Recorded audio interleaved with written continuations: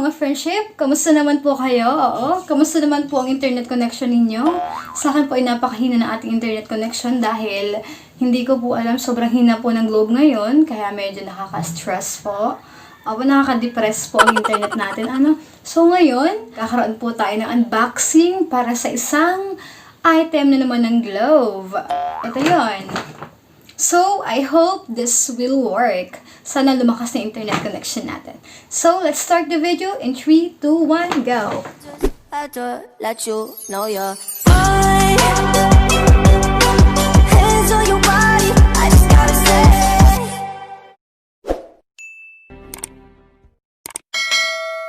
What is up, yo mga friendship? Welcome back to Miro Vlogs. Welcome back to Miro Vlogs. If you're new here, please don't forget to hit that subscribe button and notification bell if you want to be enlisted at my friendship bucket list. So, for today's video nga po, katulad sinabi ko kanina na mag-unbox tayo ng globe item. Ano ba tong globe item na to? Hindi po ito globe prepaid na wifi, kundi siya ay Huawei 4G router. Ganito po itsura niya. At mapapansin niyo, color black siya. Bakit siya kaya color black? Black. Bakit kaya siya color black? So, let's see what's inside this box. And this video also, i-share ko sa inyo kung bakit ako nag-avail nitong product na ito. And paano ma-avail, ano mga features na meron ito. So, without further ado, start na natin. Pagka-open po natin ito, ay agad-agad na natin makikita yung mismong modem. Ganito po yung itsura nito. Alright, so color black siya talaga. Parang katulad din ng prepaid wifi na ito. Pero color black siya. Makikita natin sa likod, andito po yung lagayan ng power adapter. Tapos makikita natin yung LAN adapter is 4 siya. Ito yung kinoconnect natin sa mga laptop or computer, color yellow. And this one, etong USB port, kapag nagba-brown out, pwede natin isaksak yung power bank natin dito. Yung po. And this one is, hindi ko po alam. And after this one, makikita po natin dito yung etong LAN. LAN Wi-Fi. And yung color yellow na ito po ay yung i-connect natin sa mga laptop. And yung power connector adapter po natin. Then may manual papers. Yung SIM niya, wala na siya dito. So basically, baka nandun na siya sa loob ng mismong modem. Ito. And yun lang po. Okay, so bali, similar lang po ito sa pagtatakit or pag-install na katulad sa home prepaid wifi. Meron lang po siyang difference. Ito po power adapter. Ilalagay lang po natin siya sa power outlet, syempre. Okay, so hindi ko na po tatanggalin. So ito, gaganyan lang natin siya. Yan, sa likod na ito. Tapos ito yung color yellow na ito. Ilalagay natin siya dito. Basically, kung sa home prepaid wifi, napakaliit. I mean, isa lang yung pwedeng kumonect na ganito. Pero dito, nakita natin na apat at wireless din siya. And then, meron din siyang ganito. Kung familiar po kayo sa business plan ng Globe, ito yung modem na ginagamit nila. Business plan ng Globe. Bali, ito po ay postpaid. Ito pong SIM na ito ay postpaid. So, hindi po siya prepaid kasi postpaid po siya. At ito po ay kailangan nyo i-apply sa mismong Globe Telecom na meron po sa inyong lugar. Yung business plan nga po, ginagamit karaniwan na may mga computer shop or ng mga online business, home-based business, ganun. So, ako po ay nag-aaral online kaya ako po ay nag-avail po ng ganitong product.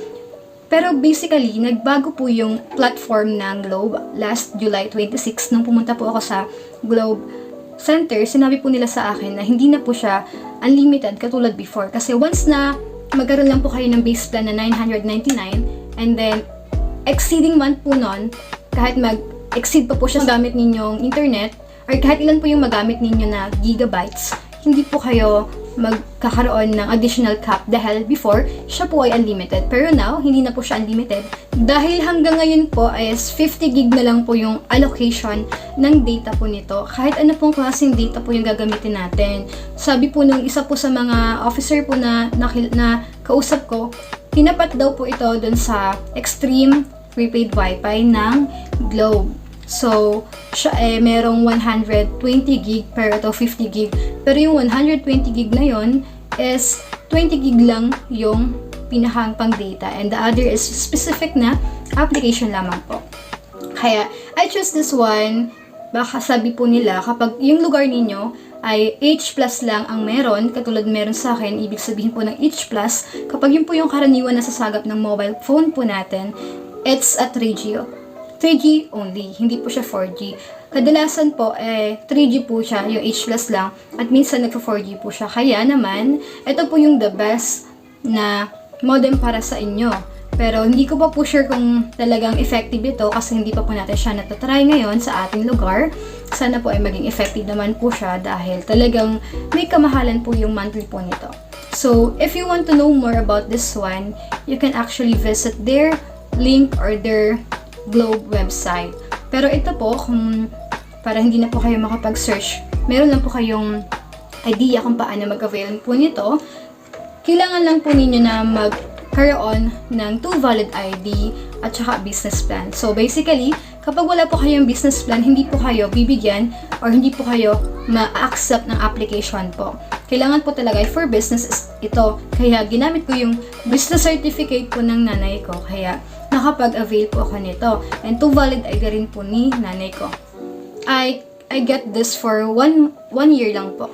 Kapag 1 year lang niyo po gusto itong plan, magdadagdag lang po kayo ng 1,200 sa base plan. So basically, magiging siyang 9,499 plus yung monthly po ninyo is 2,500.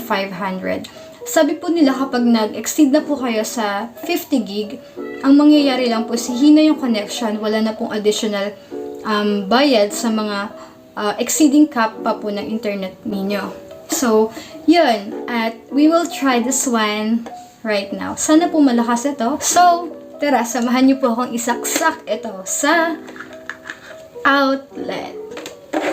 Ayan. So, medyo magulo po yung kwarto ko. Pero, anyways, ito nga po pala, meron po akong Globe at Home prepaid Wi-Fi na very similar lang dito sa ating bagong modem na business plan.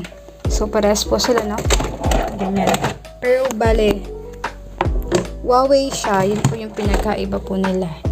Ayan. Medyo madumi na po, ano. So, yan. Medyo mas may kalakihan ito. Let's try this one po. Kukonect na natin dito. Ayan. So, saksak na natin siya sa outlet. Okay. So, ayan po. Mag-antay lang po tayo ng ilang minutes para magbukas itong apat na to. Katulad din siguro nito. Kaya medyo familiar na naman na po. Ito po ito pong Globe at Home, sobrang humina po ito ngayon. Ito pong mga dumi-dumi, lang po yan. Mga yan, sa pentel. Pag ako po ay nagdo-drawing, nahahawakan ko po pag minsan. Pag minimove ko, yun, medyo madumi po. Ayan, ito na po yung itsura niyan. So, basically, this is the power button. At ito yung internet connection natin. So, wireless to. Ito kaya hindi to nakailaw. Dahil hindi natin pa nasasaksak yung color yellow. So, ito yun. This is the signal strength. Malakas naman siya. And we will see kung okay naman siya. Ayan po. Nung kinonect po natin yung color yellow para sa line. Ito po yung makikita natin dito para sa PC. Yan. Medyo magulong aking kwarto ngayon. Panibagong naman po. Linis na naman. Sobrang gulo ng ating kwarto. After nito, maglilinis naman po ako.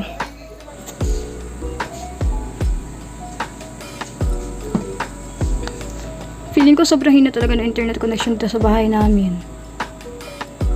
Ayun na, sobrang hina. Ayun, just trinay ko po siya sa cellphone kung ano po yung speed test po niya. Ito po yung lumabas. Yun. Malakas-lakas naman po. May in-adjust po ako sa setting para lumakas po siya. Yan, malakas po. Fine, very fine. Ayan, nakita nyo naman po na lumakas yung ating signal. Ituturo ko po yun sa inyo next video ko. So, hanggang dito na lamang po. Maraming salamat po sa panonood. And don't forget to hit the subscribe button. Bye!